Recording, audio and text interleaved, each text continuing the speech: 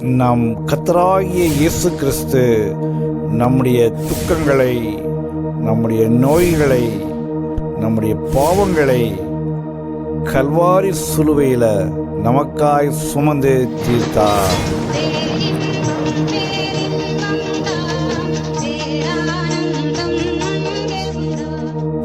இந்த பேரின்ப நேரத்திற்கு உங்கள் யாவரையும் அன்பாய் அழைக்கிறோம்.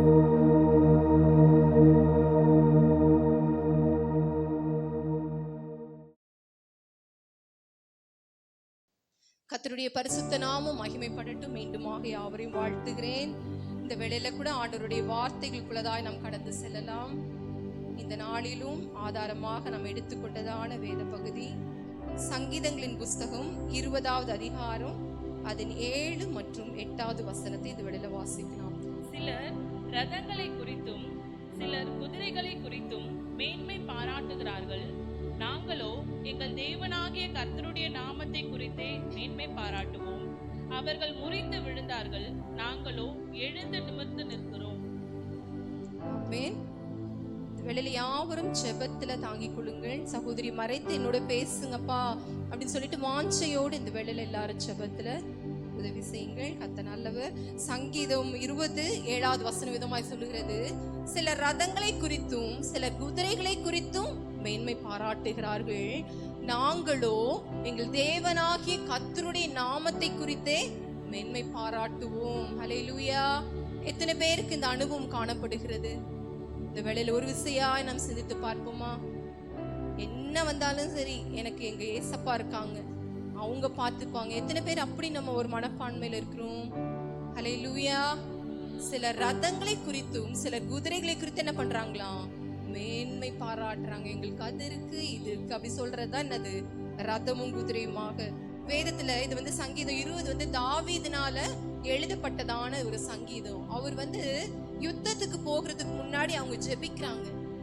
ஆண்டவரே, இந்த யுத்தத்துல எங்களுக்கு என்ன செய்யணும்? வெற்றியை தர வேண்டும் என்று சொல்லி ஜெபித்து விட்டு அவங்க போகும் பொழுதுதான் இந்த வார்த்தையை சொல்லுகிறார். சிலர் ரதங்களை குறித்தும் சிலர் குதிரைகளை குறித்தும் எதிராய் பாளையம் இருக்கிற மக்கள் என்ன செய்யறாங்க?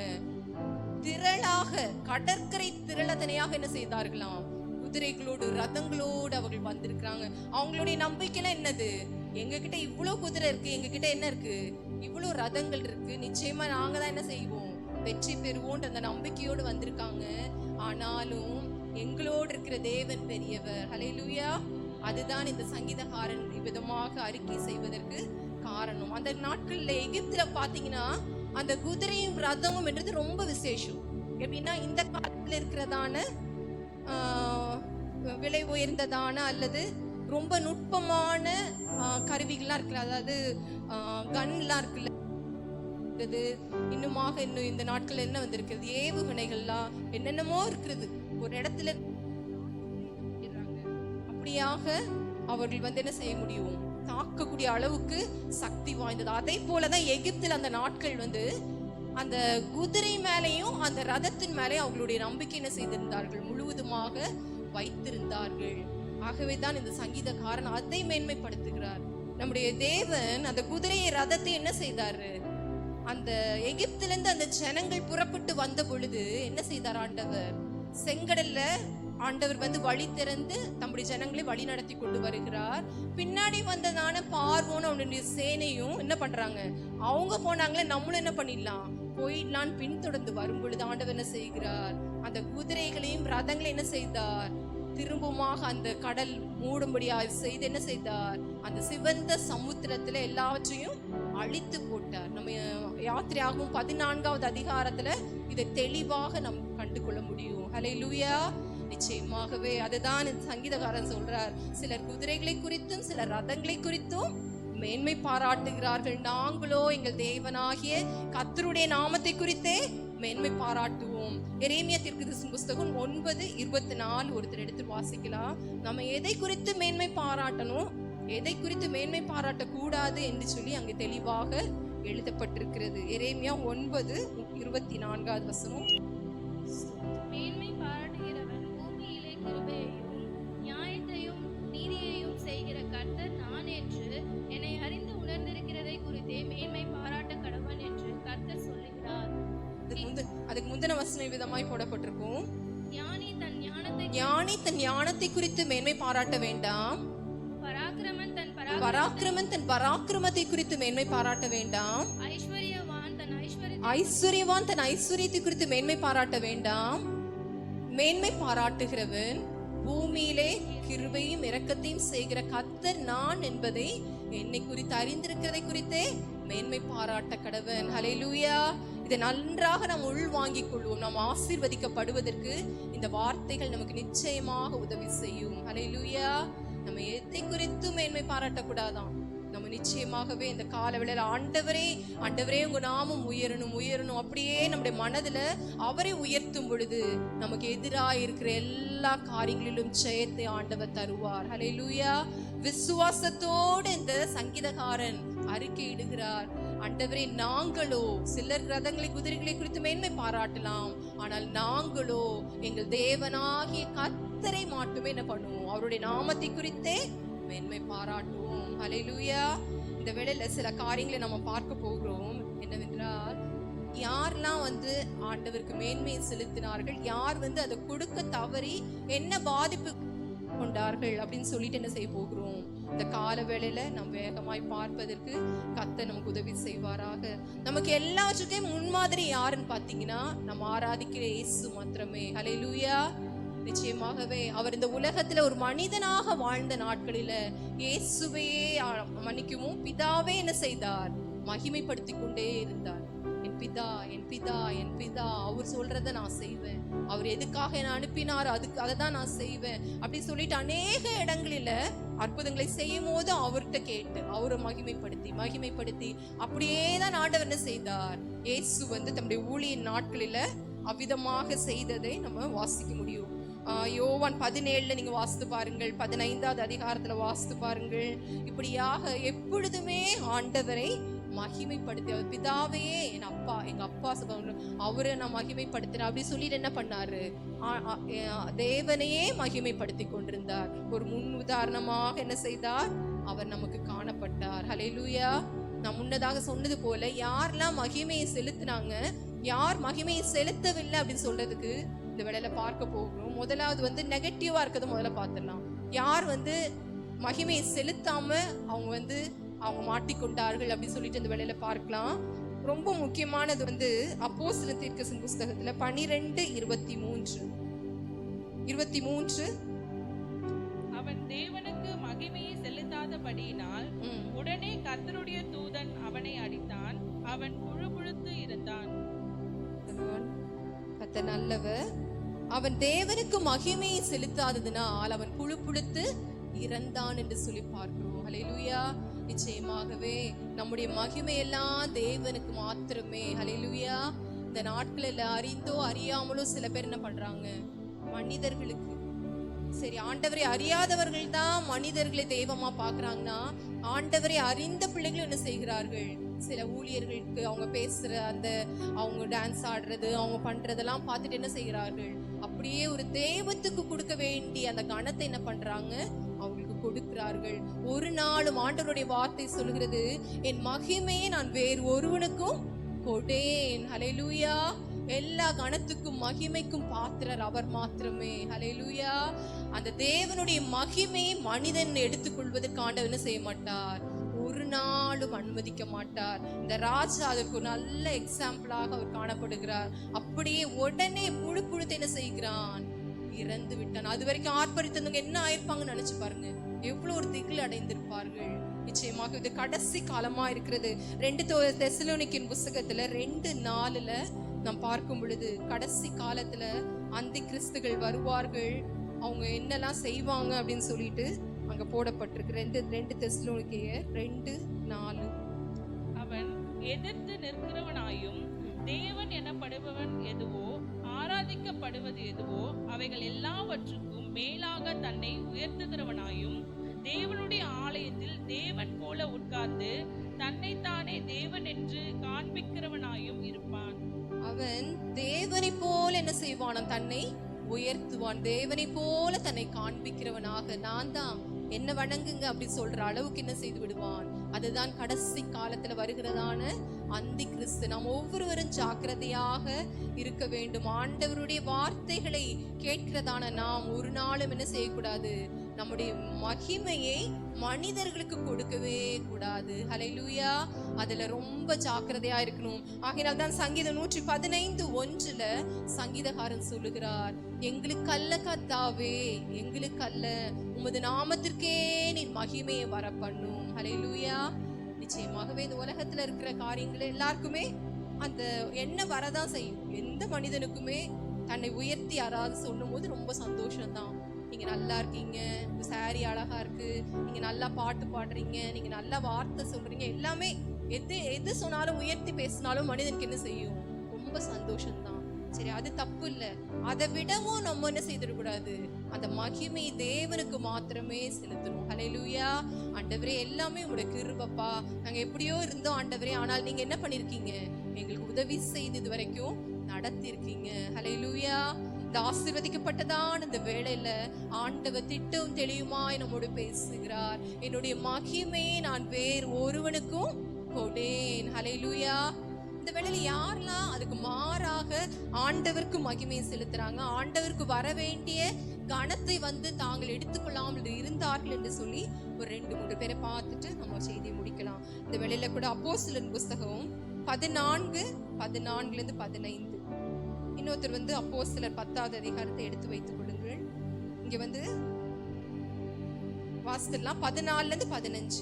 அப்போஸ்தலர் 14:15. அப்போஸ்தலர் ஆகிய பர்னபாவும் பவுலும் அதை கேட்ட பொழுது தங்கள் வஸ்திரங்களை கிழித்து கொண்டு கூட்டத்துக்குள்ளே ஓடி உரத்த சத்தமாய், மனுஷரே, ஏன் இப்படி செய்கிறீர்கள்? நாங்களும் உங்களைப் போல பாடுள்ள மனுஷர்தானே. நீங்கள் இந்த வீணான தேவர்களை விட்டு வானத்தையும் பூமியையும் சமுத்திரத்தையும் அவைகளில் உள்ள யாவற்றையும் உண்டாக்கின ஜீவனுள்ள தேவனிடத்திற்கே திரும்ப வேண்டும் என்று உங்களுக்கு பிரசங்கிக்கிறோம். ஹல்லேலூயா. இங்கே பவுலும் பர்னபாவும் லீஸ்ரா எனப்பட்ட ஒரு இடத்துக்கு என்ன செய்கிறார்கள், ஊழியத்துக்காக அவர்கள் கடந்து செல்கிறார்கள். அநேக அற்புத அடையாளங்களை கர்த்தர் அவர்கள் மூலமாக செய்து கொண்டு வருகிறார். அப்படியாக அந்த லீஸ்ரா என்ற ஊருக்கு வந்த பொழுது ஒரு சப்பானி காணப்படுகிறான். எப்படி பேதுரு அற்புதத்தை செய்தாரோ அதே போல இங்க அந்த சப்பானியை ஆண்டவர் இந்த பவுலின் மூலமாக குணப்படுத்துகிறார்.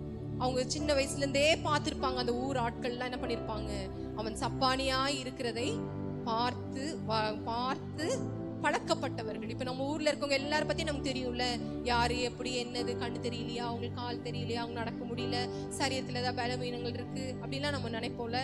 அந்த மாதிரி இந்த மகனை குறித்து நன்கு தெரிந்ததான அந்த ஊர் மக்கள், அந்த பூஜாரிகள், சாமிகள் எல்லாம் என்ன பண்றாங்க, பார்த்து கொண்டிருக்கும் பொழுது கர்த்தருடைய வல்லமை என்ன செய்கிறது, அந்த இடத்துல கடந்து அந்த சப்பானியை நடக்க வைத்தது. ஹல்லேலூயா. ஒரு பெரிய அற்புதம் நடந்த உடனே இந்த அங்க இருந்ததான மக்கள் என்ன செய்ய ஆரம்பிச்சிட்டாங்க, அந்த பவுலையும் பர்னபாவையும் தேவனை போல பார்க்க ஆரம்பிச்சுட்டாங்க. ஹல்லேலூயா. அவனை தேவன் போல நினைச்சிட்டு அந்த பூஜாசாரிகள் என்ன பண்றாங்க, தூபம் காட்டுறதுக்கு, பூஜை பண்றதுக்கு என்ன செய்தாங்க, ஆயத்தமாகி விட்டார்கள். ஹல்லேலூயா. இப்படிப்பட்ட சூழ்நிலையில அந்த தேவ மனிதர்களுடைய வாயிலிருந்து வருகிற வார்த்தை என்னவென்றால், அவங்க பதறாங்க, ஐயோ நாங்க தேவன் கிடையாது, நாங்களும் உங்களை போல சாதாரண பாடுள்ள மனிதர்கள் தான். ஹல்லேலூயா. எத்தனை ஒரு அருமையான ஒரு வார்த்தை பாருங்களேன். அந்த எவ்வளோ மாலெல்லாம் போட்டு அவங்கள என்ன பண்ணலான்னு பாக்குறாங்க, கனப்படுத்த பாக்குறாங்க. அவங்க எதையுமே என்ன செய்யவில்லை, அக்செப்ட் பண்ணவே இல்லை, அதை ஏற்றுக்கொள்ளவே இல்லை. ஹல்லேலூயா.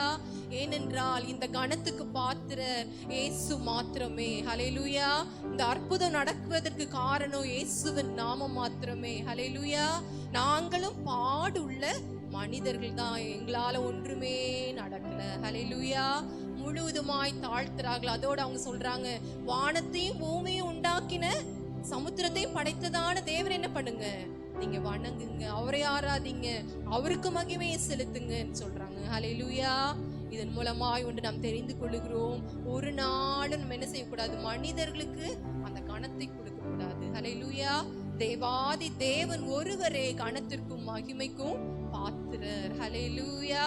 அதே போல அப்போஸ்தலர் 10:25 பேதுரு செய்ததான காரியத்தை நம்ம வாசிக்கலாம். பேதுரு என்ன சொல்றாரு? பேதுரு உள்ளே பிரவேசிக்கிற போது கொர்நேலியு அவனுக்கு எதிர்கொண்டு போய் அவன் பாதத்தில் விழுந்து பணிந்து கொண்டான். பேதுரு அவனை தூக்கி எடுத்து, எழுந்திரும், நானும் ஒரு மனுஷன்தானே என்றான். ஹல்லேலூயா. அதே போலதான் இங்க பேதுரும் சொல்றாரு. ஒரு சமயம் கொர்நேலியு, 100க்கு அதிபதியாகிய கொர்நேலியு வீட்டுக்கு ஆண்டவர் பேதுருவை செல்லும்படியாக தரிசனத்துல சொல்லி என்ன செய்கிறார்? அனுப்புகிறார். இவரும் முதல்ல யோசிக்கிறார், அப்புறம் போகிறார். போகும் பொழுது, அங்க உள்ள போகும் பொழுதே இந்த கொர்நேலியு என்ன செய்கிறார்? அவருடைய பாதத்துல விழுந்து வணங்குகிறார். அவருடைய மரியாதை செலுத்துற மாதிரி என்ன பண்றாரு? பாதத்துல விழுந்து வணங்கும் பொழுது பேதுரு அதை ஏற்றுக்கொள்ளாமல் என்ன செய்கிறார்?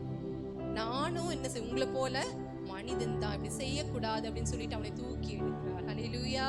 நிச்சயமாகவே தேவ மனிதர்கள் நமக்கு ஒரு முன் உதாரணமாக வாழ்ந்திருக்கிறார்கள். கர்த்தருடைய வார்த்தைகளை கேட்கிறதான நாம் இதெல்லாம் தெரிந்து கொள்ள வேண்டும்.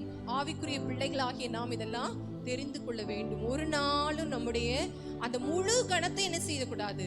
மனிதர்களுக்கு செலுத்தக்கூடாது. ஹல்லேலூயா. தெரியாம, அவங்க அறியாம என்ன செய்வாங்க? நம்முடைய காலில் விழுந்தாலும் நம்ம அதை என்ன பண்ணக்கூடாது? ஏற்றுக்கொள்ளக்கூடாது. என் தேவனுக்கு மட்டும்தான் மகிமை. நான் ஆராதிக்கிற தேவன் அவர் வானத்தையும் பூமியும் படைத்த சர்வ வல்லவர். அவருக்கே துதி கன மகிமை எல்லாமே. ஹல்லேலூயா. நிச்சயமாகவே அப்படி நம்ம செய்ய பழகிக் கொள்வோம். ஹல்லேலூயா. கர்த்தர் நல்லவர். இன்னொரு காரியத்தை நம்ம பார்க்கலாம். தானியேலை குறித்து இந்த வேளையில பார்க்கலாம்.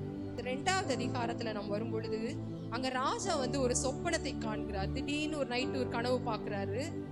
கனவு எல்லாருக்குமே வரும், மோஸ்டா எல்லாருக்குமே கனவு வரும். ஆனா காலையில எழுந்த உடனே இந்த ராஜாவோட இருதயம் குழம்புகிறது, திகைக்கிறது.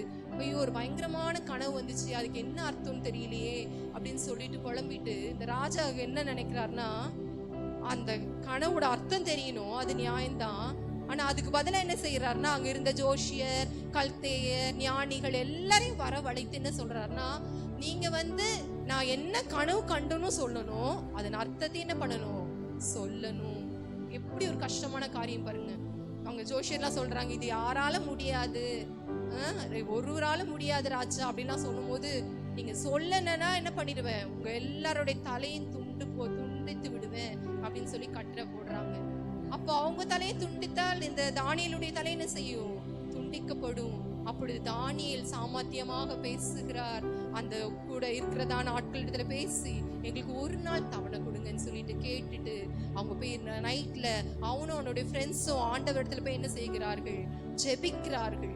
ஆண்டவரே, எங்களுக்கு இந்த அர்த்தத்தை நீங்க சொல்ல வல்லவர் அப்பா, ஏனென்றால் நீ சர்வ வல்லமை உள்ளவர், உமக்கு மறைவான பொருள் இந்த உலகத்துல என்ன செய்யல, ஒண்ணுமே இல்லைன்னு சொல்லிட்டு தங்களை தாழ்த்தி ஜெபம் பண்றாங்க. 5 மணிக்கும் தானியேலின் புஸ்தகம் 2:19-23 மட்டும் கொஞ்சம் வாசிங்க. அவங்க எப்படி ஜெபித்தாங்க, ஆண்டவருக்கு மகிமையை செலுத்துறாங்கன்னு சொல்லிட்டு. பின்பு ராக்காலத்தில் தரிசனத்திலே தானியேலுக்கு மறைபொருள் வெளிப்பட்டது. அப்பொழுது தானியேல் பரலோகத்தின் தேவனை ஸ்தோத்தரித்தான். பின்பு தானியேல் சொன்னது, தேவனுடைய நாமத்துக்கு என்றென்றைக்கும் உள்ள சதா காலங்களிலும் ஸ்தோத்திரம் உண்டாவதாக. ஞானமும் வல்லமையும் அவருக்கே உரியது. அவர் காலங்களையும் சமயங்களையும் மாற்றுகிறவர், ராஜாக்களை தள்ளி ராஜாக்களை ஏற்படுத்துகிறவர், ஞானிகளுக்கு ஞானத்தையும் அறிவாளிகளுக்கு அறிவையும் கொடுக்கிறவர். அவரே ஆழமும் மறைப்பொருளுமானதை வெளிப்படுத்துகிறவர். இருளில் இருக்கிறதை அவர் அறிவார், வெளிச்சம் அவரிடத்தில் தங்கும்.